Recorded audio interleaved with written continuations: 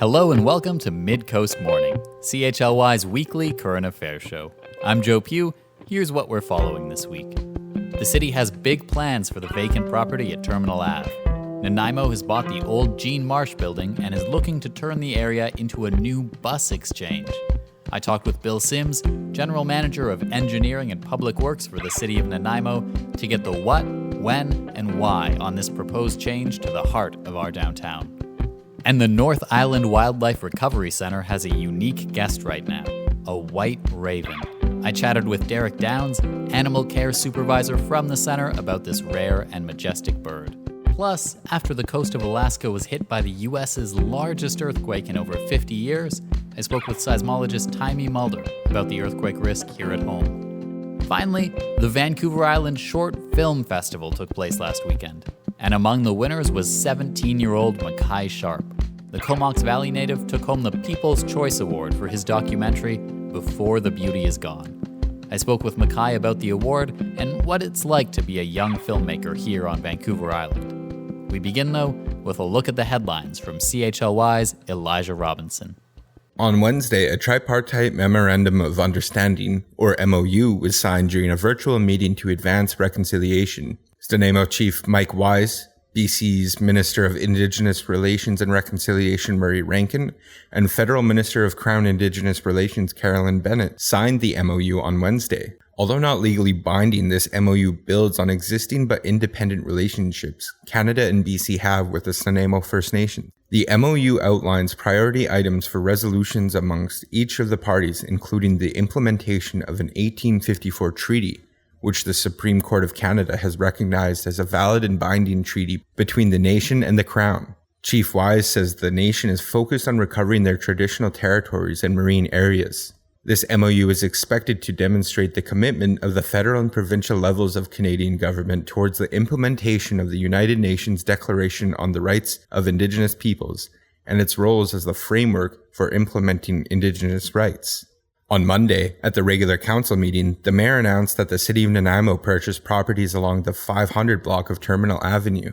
The properties consist of the former Gene Burns building, in-print graphic design, and black and blue tattoo. Combined with other city-owned properties, council has access to redevelopment of the 500 block of Terminal Avenue from Esplanade to commercial. Over the next few months, community members will have the opportunity to provide input to concept designs for the area, which include potential to incorporate a transit hub between Terminal and Shaw Lane, development of the Albert Street cycle route to and through downtown, and potential to fix the challenging Albert Wallace Victoria commercial intersection. More information about the project will be available in the coming weeks in the projects section of the municipality website.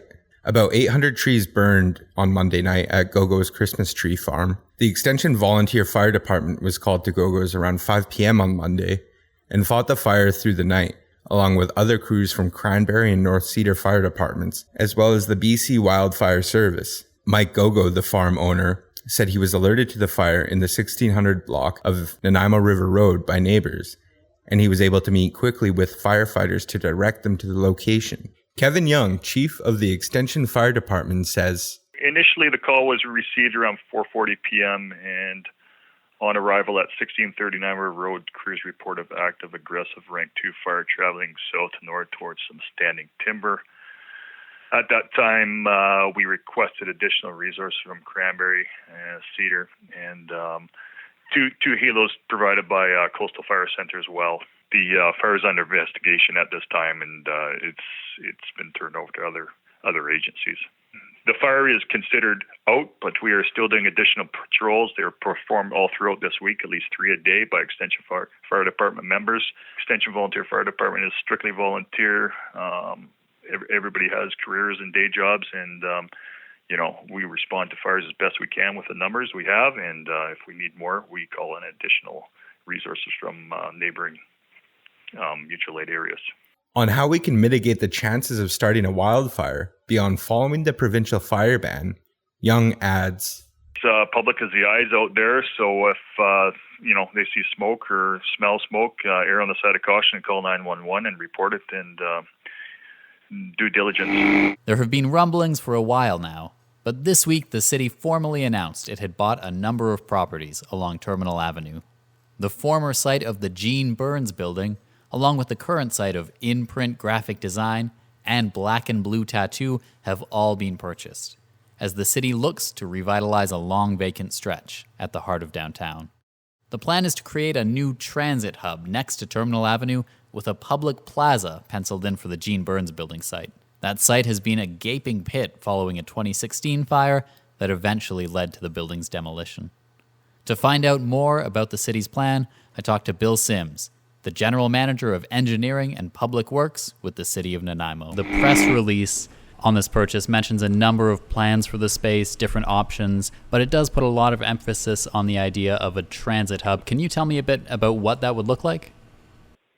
Well, and we're really at a concept level for the entire thing. The emphasis is on creating a very vibrant public space, and that includes the potential. At this point, we're not 100% nailed down. That includes the potential for a transit hub.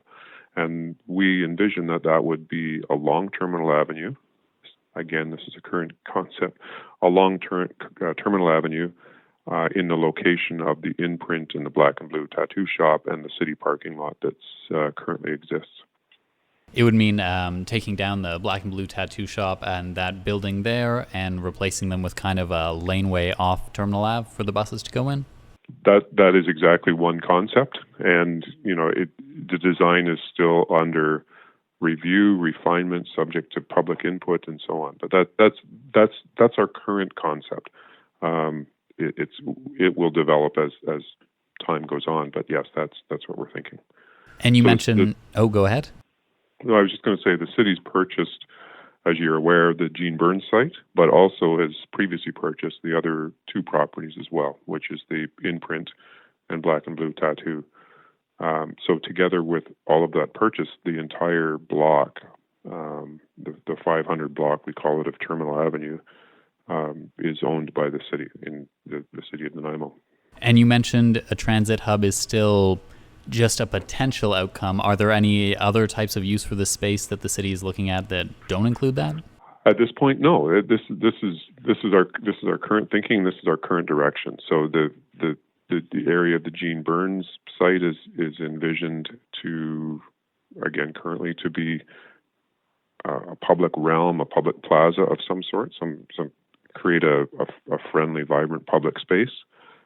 And associated with that is the transit exchange, so that it creates a spot where there's activity, where people want to be, and can use that as a sort of a central gathering place, not only for transit to come downtown, but for cyclists and pedestrians to move through as well. And the building across the street, the former home of A&B Sound, has also been vacant for a number of years. Are you aware of any plans for those buildings? We understand that the owners of A&B are interested in revitalizing and are starting to have discussions with them, but there's no specific plans that I'm personally aware of at this point. And what kind of public consultation will there be with the 500 block? There'll be a significant public consultation similar to what the city's done with Reimagine Nanaimo and what we've done with the waterfront walkway. It'll be a similar level of engagement with the public, not only online, hopefully some pop-ups, on or near the site as well. So starting, I'm going to say late in August and well into September, we'll throw those concepts at the public. We'll look for ideas and share ideas, and that'll be used to sort of get on to the next stage, which is really design of the project in an urban sense. And I think it might be fair to say that Terminal Avenue is the main arterial road in downtown Nanaimo, at least. What are the challenges that could come with putting a transit hub right on such a busy street? Well, that's a good question, and certainly there's some of the challenges, to start with, are working with multiple partners. So Terminal Avenue is the Trans-Canada Highway, so that's under the jurisdiction of the Ministry of Transportation and Highways, the Ministry of Transportation and Infrastructure, which is a provincial agency, and we're the municipal agency. So that's one of the things. We need to make sure that they're on side and coordinate with them on any upgrades in any of this neighborhood, so that we're not impinging their rights as a highway But at the same time, we're taking the opportunity to create a friendly pedestrian, human-scaled corridor. And what's the timeline for these improvements look like? Well, again, public input and discussion and I would say public engagement to start very shortly.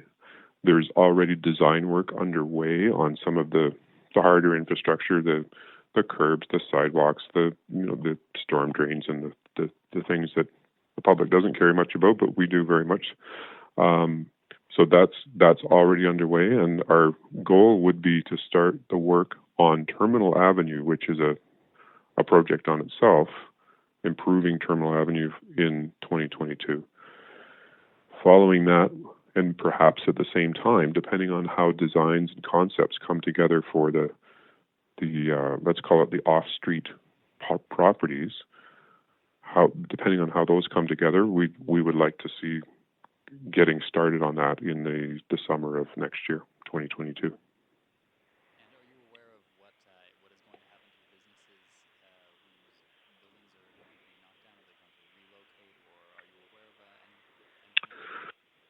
I'd probably better to leave that aside for a little bit until the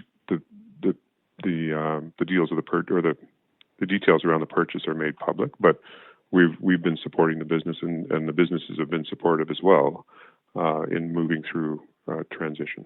So I'm not sure whether they'll be relocated or not. And is there anything else you think members of the public at large should know about the city's plans for this transit hub? I think it's early days. I think this is, we're dealing at the conceptual level, and if I can scale it down to a house, we're at the stage where we say, well, we would like to build a house, and we don't know at this point how many bedrooms, how many bathrooms, whether we'll have slate, tile or hardwood. So we're in that early stage. Having said that, we've got some pretty good concepts for, the general concept to improve the human scale of this area, to make the crossroads at Commercial and Terminal a welcoming gateway to downtown, and to not only just sort of focus in this particular area, but have this be a coherent vision for transportation throughout the downtown, for human scale improvements and design plan along Commercial Street, and tying into the bike or the cycle route coming from VIU down through Albert. So it's becoming clearer and clearer for all of us that this is a coherent vision for the entire area. This is not just we bought a couple of properties and we want to do something with it. It's really looking at the bigger picture. All right. Thank you very much for taking some time to speak with me on this. Joe, I appreciate your interest. Bill Sims, General Manager of Engineering and Public Works with the City of Nanaimo, on plans to create a bus exchange on Terminal Avenue.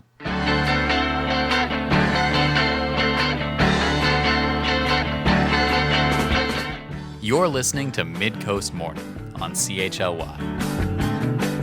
The North Island Wildlife Recovery Center in Arrington is home to birds, bears, and all sorts of other critters in need of a little help. Right now, one guest in particular is getting a lot of attention for his unique look. The center is currently taking care of a white raven, an incredibly rare and striking bird. Unfortunately, part of the reason they're so rare is that poor health often goes hand in hand with their white coat. To check in on the bird and learn more about it, I spoke with Derek Downs, Animal Care Supervisor at the North Island Wildlife Recovery Center.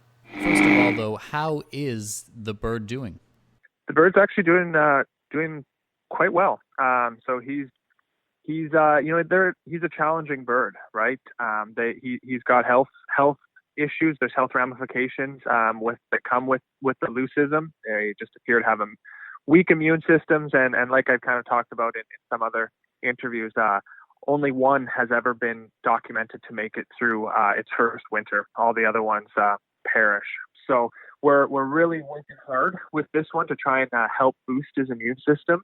And when he came in, he was in very, very poor body condition. He had infection, so we treated him with antibiotics. We started an aggressive vitamin and mineral supplementation on him. Unfortunately, we had to tube feed him, but he came through all of that, and he's eating on his own really, really well now. His body condition is really good.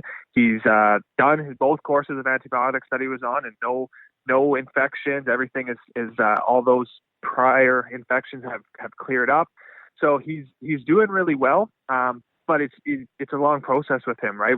Stress, can affect the immune system very negatively. So we're taking it really slow with him because we don't want to have any backslide. So the positive progress that we've made with him can kind of be pushed back if he's overstressed or anything kind of ulterior to that. So right now he's doing good. We're really happy with how he's doing. Actually, he's like I said, eating on his own, a real varied diet, which is good because when he first started picking at food, when you transition them from being tube fed to being eating on their own, sometimes you have to find what they want to eat, and then that's what you kind of focus with. Anything eating on their own is good, and then now that he's eating great on his own, he's getting a real varied diet, meats, fishes, or meats and different type of fish, as well as berries. He's getting some high quality kibble mixed in there as well, because that's a pretty can be a balanced nutrition for him. So he's actually on a really great nutritional plane right now, and like I mentioned prior, really working to get a pretty aggressive vitamin supplementation into his diet. So he gets all his food supplemented with vitamins pretty aggressively, and it seems to be paying dividends. But like I kind of touched on earlier, we just are going really, really slow with him. And then I can kind of touch on some of the other issues that kind of arise with the leucism. So he is actually a leucistic raven, right? He's not a true albino. Leucism affects pigmentation in animals, and so the melanin is not completely void. A true albino animal would be completely void of melanin, where this raven does produce a little bit of melanin, and that's evident in his blue eyes. And as well, he does actually have a little bit of gray in this feathers, which is an indication of melanin. So these have been kind of dubbed the sacred white ravens of the Oceanside area, because they have been viewed since the 90s, on and off again, typically one or two a year. But they've always been really, really stark white. And like I said before, never seem to make it through their first winter. Whereas this guy does have a little bit of gray to him. He's a little bit different than some of the other bright white ones that were almost completely void of melanin. He definitely has a little bit. So ravens are a melanistic bird. They're as melanistic as you can get. And melanin really helps with the integrity of feathers. So his feathers are more brittle than his black counterparts. And melanin also protects from the harmful UV rays. And so he's more susceptible to all radiation from the sun. And so the enclosure that he's in right now actually is about 80% shaded. And it has, as the sun, the way that it's positioned, as the sun traverses in the sky, there's a band of light that moves across his enclosure. And so he's always got shade on either side, and then the ability to bask in the sun if he wants to. But it's really beneficial for him to be able to have coverage from the sun, because without that melanin, it's detrimental to him. So birds can actually suffer from sunburns under their feathers? Well, it's not sunburn, no, but it's the radiation. We're constantly bombarded with radiation from the sun, right? There's radiation all around us, and those UV rays are really detrimental if you don't have melanin to protect yourself. So it's not like truly a sunburn, but there's other ramifications of that radiation. In the same sense. Okay, this is great. You're touching on a lot of my questions without me even having to ask them. It's perfect. It's amazing. So you touched on just how rare these white ravens are, specifically in the Oceanside area. I'm wondering, how rare are they in terms of globally, the whole world? Are there other places where there are white ravens? So I can't really speak completely conclusively on that. There has been some reports of them down in California, I believe it was, but I can't speak too conclusively on that. But they're rare no matter which way you slice it. What we do know is that in our oceanside area here, we're very blessed to have them with somewhat frequency, but still exceptionally rare. Like I said, they've been viewed since the 90s, but it's still an extraordinarily rare thing. And again, I can't say conclusively one way or the other. There is some reports of them in other places, and I mean, leucism can affect any animal, and there has been definitely leucistic animals in other parts of the world, and albinism as well, and other genetic abnormalities.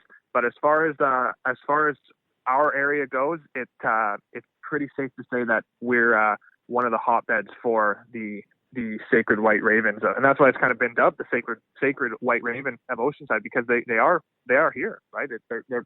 They're exceptionally rare, but plentiful.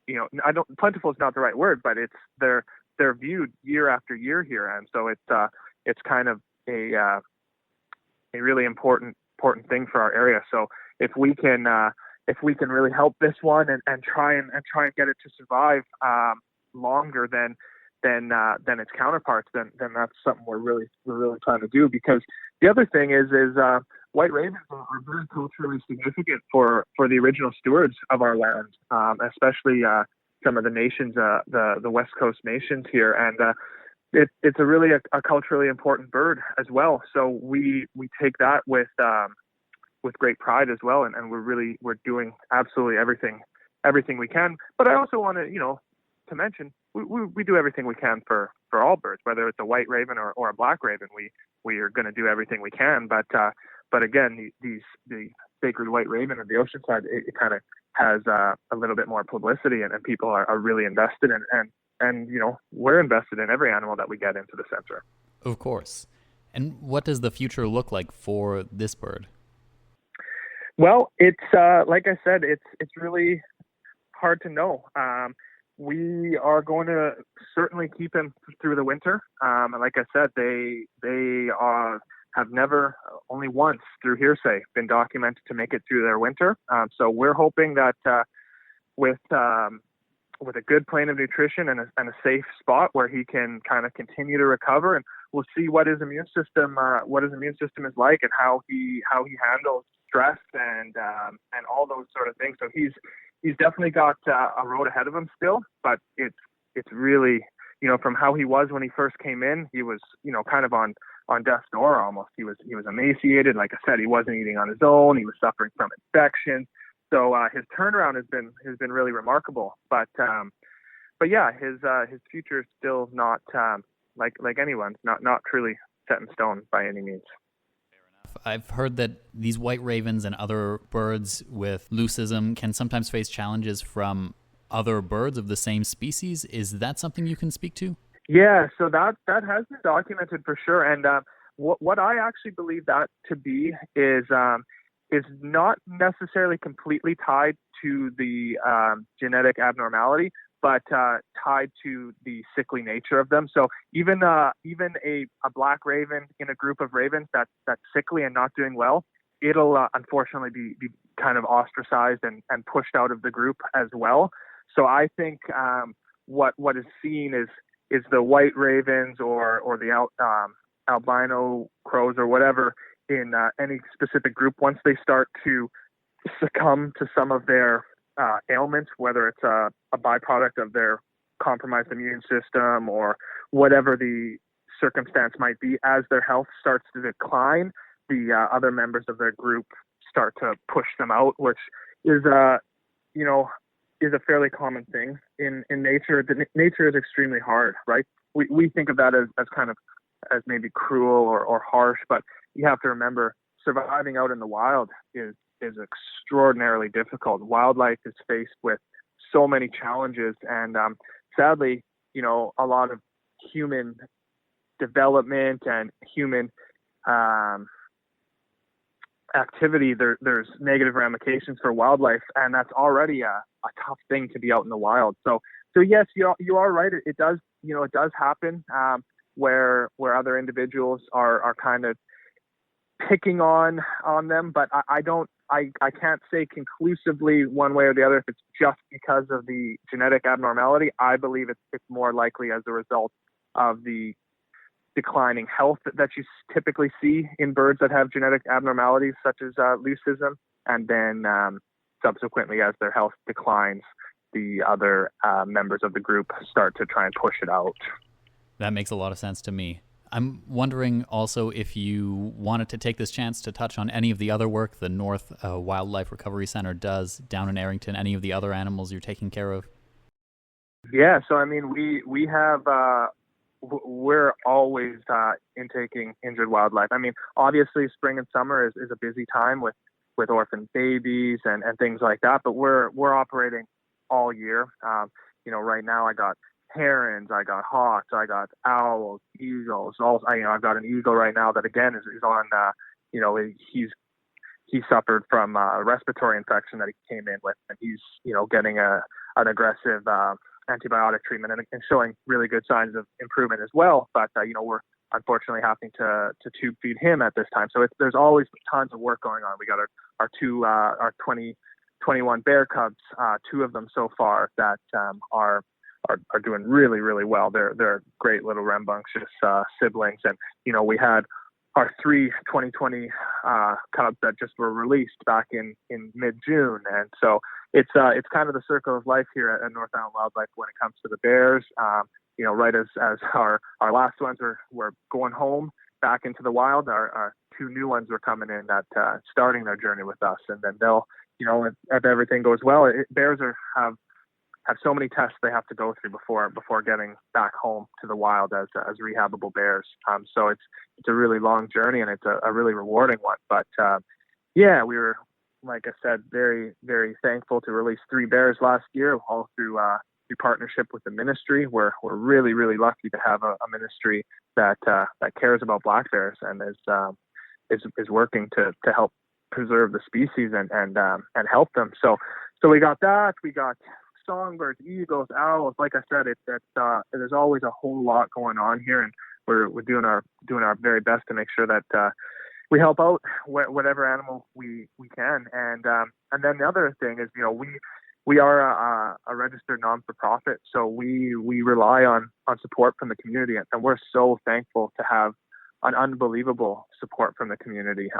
The Oceanside area, but then the whole island, right? We're always getting people up from Victoria or even from the mainland coming to the center, and we have 8 acres of grounds for people to enjoy. We have, again, bears, eagles, owls, hawks, all that have suffered injuries that preclude them from being released into the wild, and we're able to offer sanctuary and a home for those animals to grow old in captivity and act as ambassadors for their species. So it's really a magical place for people to come visit, and we really hope that as kind of the world gets back to more normalcy, we really hope to continue to see people coming out and enjoying themselves. And have you, just to confirm, have you opened back up post-COVID? Can people come down and visit whenever? Oh yeah, absolutely. Yeah, absolutely. We've been open for a while, and we like I said, have 8 acres. There's plenty of room to socially distance, and it's all, majority of it is outside. We have obviously bathrooms and stuff like that are indoor, but the vast majority of our facility is outdoors. So there's plenty of room for fresh air and to keep socially distanced, but to also enjoy themselves and have bring your family out, bring your friends out, and walk through the center, sit by the pond and look at the turtles, or go through the wildlife garden, or hang out with like I said, the eagles. Or it's really a magical place. And the last thing I wanted to touch on was, I actually saw on your website you're looking for an intern or someone to come volunteer and help work with the animals. Is that something you can speak to? Well, so we have interns every year. Our interns this year have all been filled, and they typically intern throughout the summer. But we are always looking for volunteers to help out at the center. There's we have an unbelievable team of volunteers here, anywhere from 80 to 100 people that volunteer their time and all sorts of different positions. So there's something for everybody here at the center. And we always are looking for, we're a part of the community, and the community is a part of us. So we are always looking for volunteers. And like I said, there's always a place for somebody here, whether it's, helping out with the grounds or, watering flowers. There's always something. And then as well, we do have, positions in animal care that, we have volunteers, a really dedicated group of volunteers that help out on the animal care side of things. And we're so blessed to have an unbelievable volunteer team with us here at the center, and we're always looking for more volunteers. Derek Downs, animal care supervisor at the North Island Wildlife Recovery Center, on a white raven they're currently taking care of.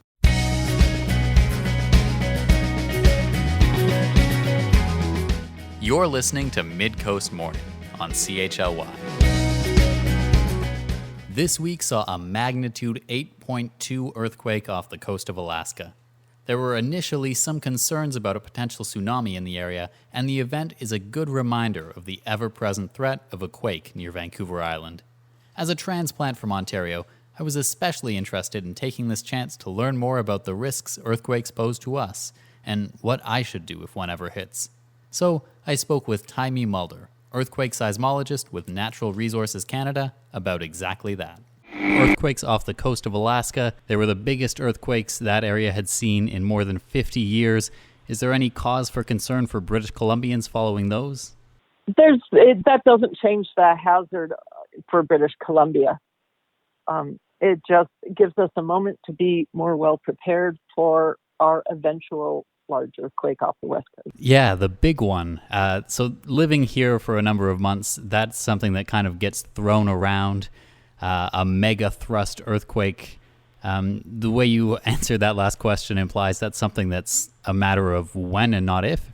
It's definitely a matter of when. These mega thrust earthquakes off the west coast of BC have repeat time intervals from 250 to 800 years. And the last one was just over 300 years ago. So we're in the time window between now and the next 500 years for another large earthquake.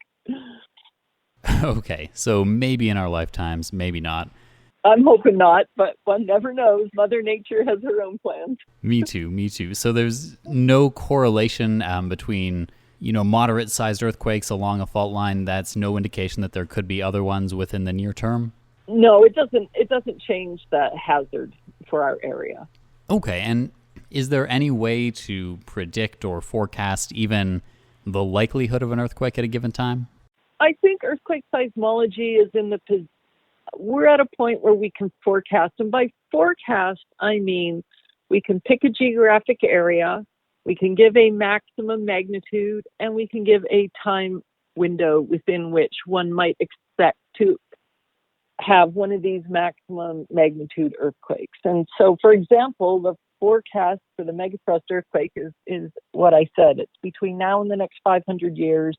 That would be a magnitude 8 to 9 earthquake, and it would be along the plate boundary that extends from about halfway up Vancouver Island all the way down to the California-Oregon border. And what would the fallout of that be? There would be an awful lot of shaking. You would feel it. We would all feel it. There would be, I'm sure some buildings would be damaged. We have a very good building code, and the building code is designed to prevent collapse of the structure. So I am hopeful that we would weather it well. That doesn't mean there won't be damage. Probably we'll see things like brick facings would fall off buildings. Some gas lines might be broken, and there's always the danger of fire if that happens. But what's typically seen in other areas where there's been big earthquakes is there's just small pockets of damage, and other areas can be completely untouched. So we don't really know. However, we provide input to the building code to prevent collapse of structures due to large earthquakes. And the engineers and who build these buildings have to conform to the building code, and the building inspectors have to make sure that we conform to the building code. So we have all these structures in place for our buildings to be as safe as we can afford to make them, Outside of buildings, current though, day and age. I read on your center's website, I believe, that the west coast of Vancouver Island will drop as much, will drop as much as a meter or two when the next megathrust earthquake occurs. What would the fallout from that be? I think we'll see rock slides and areas of subsidence and uplift along the coast.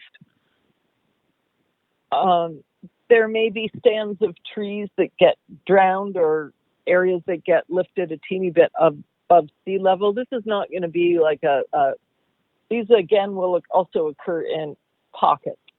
And you'll see that kind of disruption up and down the coast from Vancouver or halfway up Vancouver Island all the way down to the California-Oregon border. There will also be the issue of a tsunami coming in from that particular earthquake, and that definitely will occur. There's been a lot of evidence in the past. That's in fact how we know the repeat intervals of these large earthquakes, is by looking at tsunami deposits in the geologic record, among other things. And what would be the effect of a tsunami on eastern Vancouver Island, communities like Victoria, Nanaimo, Courtenay, Comox? Well, the west coast is maximum wave height predicted to be around 10 meters. And as we come around to the eastern side of the island, the wave height can vary from 1 to 5 meters. Probably the further you get around and the more protected it is, the lower the wave heights will be, as all the energy will be dissipated on the, as it comes around the corner and it hits the Gulf Islands. Okay, so 10 meters would be the maximum wave height off the west coast from a massive earthquake in the tsunami. Okay. Correct. And then coming around on the eastern side, you're going to look at, my guess, the reasonable guess, 1, maybe 2 meters. So it's actually on the order of storm surges, to put that in perspective. And then the amount of damage all just depends, is it going to be low tide or high tide when it happens? If there's high tide, then that's a bit more, definitely more concerning, because we build structures to be above high tide. If it's low tide, then we have a lot more clearance in terms of that wave coming ashore on the inside part of the island. And if you're ever experiencing an earthquake, you're inside and the ground starts shaking, what should you do? Well, actually, first you should duck, cover, and hold on so you don't get beamed by some bookcase falling over or something falling off your walls and hitting you on the head. Then I think you actually should count. And you should count how many seconds, 1,1001, 1,1002. And if you can have the wherewithal to count, you can get a pretty good idea of the magnitude of the earthquake. So if that shaking's going on for 3 to 5 minutes, I can pretty well guarantee you that will be the offshore earthquake, at which point you're going to evacuate. After the shaking stops, you'll evacuate to high ground. You don't have to, it's not about going inland, it's about going up. And those on the west coast are going to have to go up a lot higher than those on the east coast of Vancouver Island, for example. If the shaking is about 45 seconds, that's a magnitude 7-ish earthquake, typically. And so then that's a duck, cover, and hold on. And it could be offshore, but it's unlikely to generate a big tsunami at that magnitude level. But it's more likely to be one of these earthquakes that occurs sort of in the Courtenay down to Seattle range. So, for example, and those earthquakes are magnitude 6 and 7, and they occur on a decadal level. So in 1946, there was a magnitude 7.3 earthquake near Courtenay, and that did quite a bit of damage in the Courtenay-Comox area, and then even in Victoria. Effects we saw from that were in Victoria even were a lot of chimneys twisting. We saw houses that moved off their foundations. we thought there were some broken gas lines, mostly from houses moving off their foundations. There's some slumping. And of course, you'll see some of these effects for the larger earthquake as well, the one off the west coast.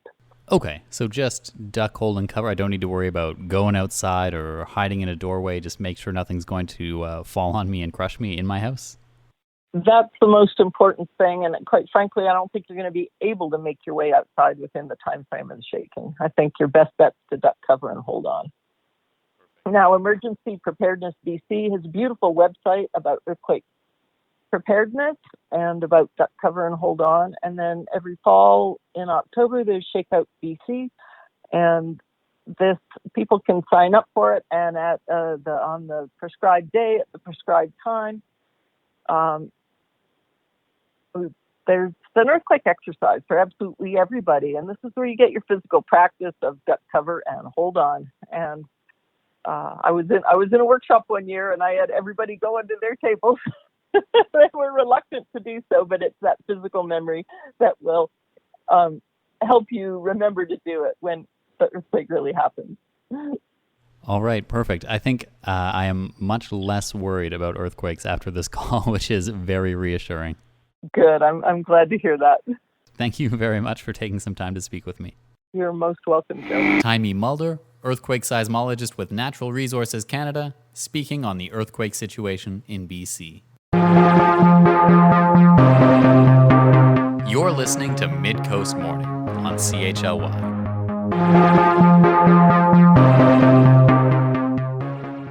The Vancouver Island Short Film Festival has come and gone for another year, and the jury have made their award selections. The audience also had a say in the form of the People's Choice Award, which went to Before the Beauty Is Gone, a documentary about BC's disappearing forage fish. The film was directed by 17-year-old Mackai Sharp from the Comox Valley and showcases the landscape off the coast of northern Vancouver Island through a variety of drone and underwater shots. I was able to speak with the filmmaker about his work and what it's like to try and break into the filmmaking scene on Vancouver Island as a young creative. Congratulations on the film and winning the People's Choice Award at the Vancouver Island Short Film Festival. I'm wondering, what does it mean for you to win that as a filmmaker from Vancouver Island? It's super, super special to be recognized and acknowledged in my own geographic area in such an established center as the Vancouver Island Short Film Festival. Like I had previously mentioned before, when I accepted my award just a couple days ago, Vancouver Island Short Film Festival was the first film festival, the first film event I actually went to in person as a younger kid. So to have been not only officially selected to be like a participant in the festival, but then to be awarded such a amazing, prestigious honor has been really exciting and really reaffirming, just as someone who's still trying to figure out their place and find their footing in the film industry. The film Before the Beauty's Gone, a documentary about forage fish in BC. I'm wondering what drew you to this particular subject.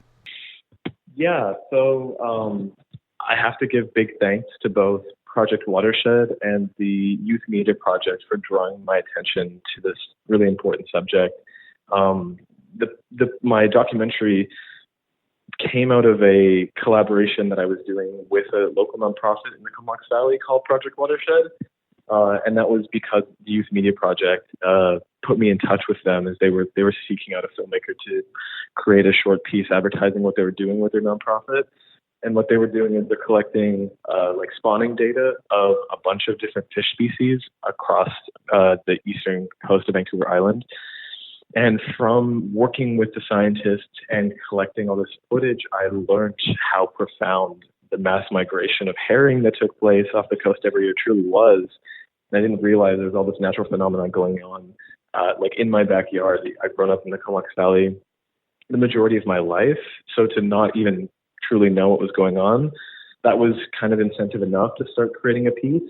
And then on top of that, to see that none of my peers in my generation and my demographic had any idea that this was actually taking place, really gave me the drive to make it accessible to an audience like myself to like spread awareness and then also kind of hold our systems accountable for allowing the decrease in population to get as intense as it has in recent years.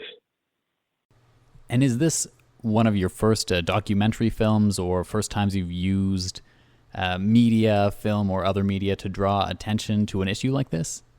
This is my first documentary piece I've ever done. I have been working with media, with cameras for the majority of my life, but in terms of using media as a vehicle to spread awareness and to bring more attention to things I'm passionate about, I'm only recently realizing how powerful media can truly be for doing, like I said, bringing awareness, bringing attention to issues of importance. Previously, a few months prior to releasing my documentary, I released a photo series kind of addressing the current context of the social climate in my community and how I'm not really comfortable with it. So I spent some time working on a portrait series kind of addressing my thoughts and feelings towards how my community approaches a lot of different demographics of people. So over time, I just kind of realized how truly useful media can be to bring awareness to these different things that I'm vocal about. And I think it originally started with myself. I would be a photographer for some of the climate actions that were happening in my community, and realizing that when you take photos of individuals and you get their eyes and you get their smiles and you see the passion in their face, that it can like create this collective empathy that makes people want to learn more. And so I kind of translated that into my own work. And that's where I've ended up with this thought process that I can make people care about something if I put it into a package that they could maybe understand and connect with. Yeah, that's powerful to hear. And so the film is obviously impressive irrespective of your age. I'm wondering, though, as a young filmmaker, how is the landscape different for you? Are there any challenges or maybe even opportunities created by your age? That is a huge and really important question to be asking, especially right now. Now more than ever, with the accessibility of the internet, I am privileged to have had so much education into film and how to operate cameras, how to get the right angles, how to form a narrative. But in terms of collaboration, that was entirely my own doing. There wasn't a lot of people providing support. I had to reach out and ask for it, and otherwise I would have not received a lot of the help that I did with this piece and all other things that I create. I find the film landscape on Vancouver Island and across BC is more competitive than it is more of a community. And I really hope for the future that I can connect with more like-minded people in my demographic and all demographics that don't really look at age as necessarily what equals experience, because I feel like what I'm capable of is adequate enough, and yet I find myself typically being undervalued just simply because of my age. And that's been a really challenging barrier. Up until recently, I found that it's been difficult to be taken seriously or even try to get more experience. I've sought out many opportunities and tried to ask filmmakers farther along in their journey if they needed any other support, if they needed some hands in the background, just so I could see sets, just so I could get more experience for my future. And it's just been so kind of divided and separated. So it's really by my own drive that I've been able to actually put things out and network completely independently of everyone else. Do you think this film will change that and will open more doors for you? Certainly, it already kind of has. It feels really great to have more work out there to begin with. That's the one problem that all young filmmakers have, is that it's hard to get their work established and out there, out the door.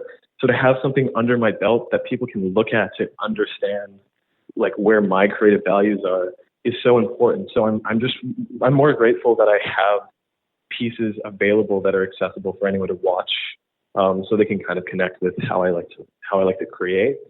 And that was a problem that I struggled with for so long, was actually getting a working portfolio out the door.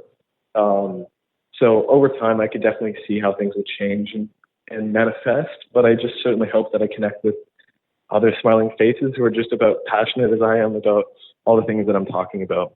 And I want to draw back to the film. You mentioned it could be a portfolio piece. I think definitely there are a lot of beautiful shots in the film, both from the overhead that looked like drone shots, underwater. I have to ask, how did you capture some of those?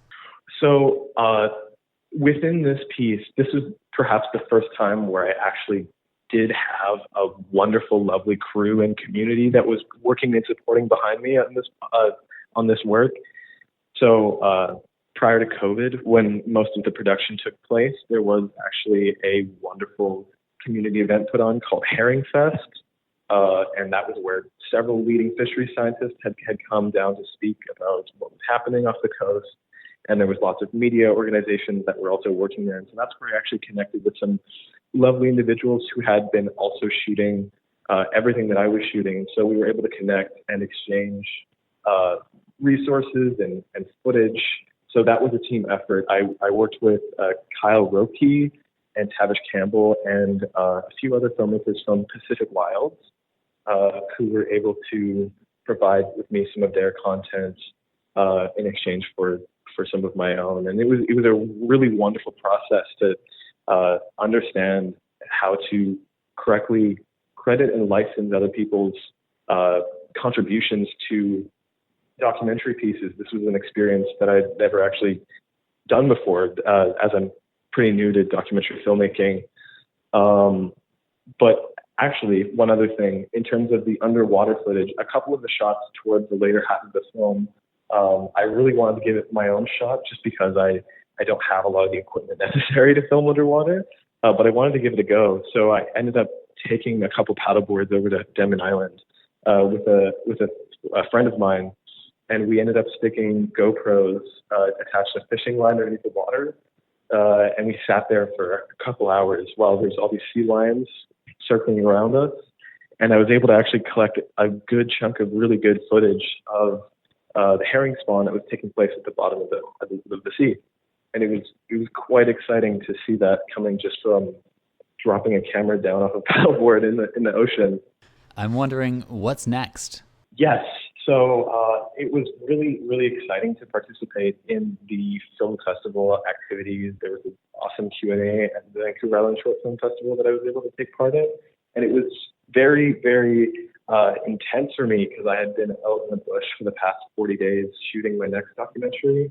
I've been working now for a little while with an organization called Take a Stand out of Victoria and Vancouver. And in collaboration with them, I'm currently working on a piece about old-growth forests and the Fairy Creek blockades in the Fairy Creek watershed. I really wanted to have a deep look into this issue as it's becoming increasingly polarizing across BC. And I really wanted to provide a holistic view to a younger demographic about all angles of what's going on, because there's so many players in this conversation with industry and the government and the RCMP and the indigenous communities and the protesters, and how it's all kind of collecting into this mess in the forest among these beautiful, beautiful ancient trees. So I'm doing a documentary about trees, but also about people and how we've ended up in the situation that we have. And that's a story we've been following as well, as I'm sure millions of people around the globe have been. When can we expect that out? I'm hoping to do a winter release around November or December. Still mid-production. I'm still shooting, still talking to scientists and a few people in the government.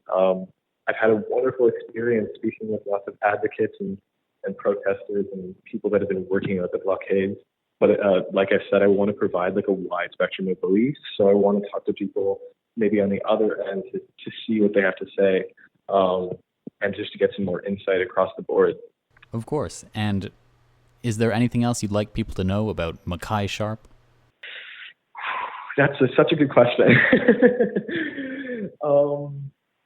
Is there anything else I want people to know about me? Just that it's really exciting to be coming up in this part of the world. I am privileged to be a young filmmaker. I'm privileged to be a queer filmmaker, and I'm just grateful that all these things have combined and allowed me to do what I'm doing now and what I hope to continue to be doing for the rest of my life. So I'm just grateful to have the experiences that I've had thus far, and I'm really excited to see where it goes. Mackai, congratulations again on the award at the Vancouver Island Short Film Festival, and thank you for giving some of your time to me today. It was my pleasure. Thank you very much. Mackai Sharp, director of Before the Beauty Is Gone, which won the People's Choice Award at the Vancouver Island Short Film Festival this past week in Nanaimo. That's our show for today. Thank you for listening. Midcoast Morning is hosted and produced by Joe Pugh and Elijah Robinson. Thank you to Jesse Woodward and Arbie for production assistance. Our theme music is Good Company from Nanaimo band Venice. You can find their music on Bandcamp. You can also help support Midcoast Morning as a project of CHLY's news department by making a donation at chly.ca/donate. Have a story you'd like us to cover or feedback on a previous story? Email us at news@chly.ca. For everyone at Midcoast Morning,